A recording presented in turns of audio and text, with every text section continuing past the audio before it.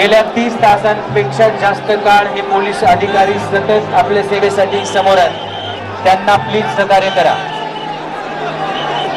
Barricades रेलू नका। आपल्या भावनांचा आदर आम्ही करतोय, आपल्या भावनांची कदर आम्ही करतोय। आपल्या सगळ्यांच्या भावना एकच आहेत।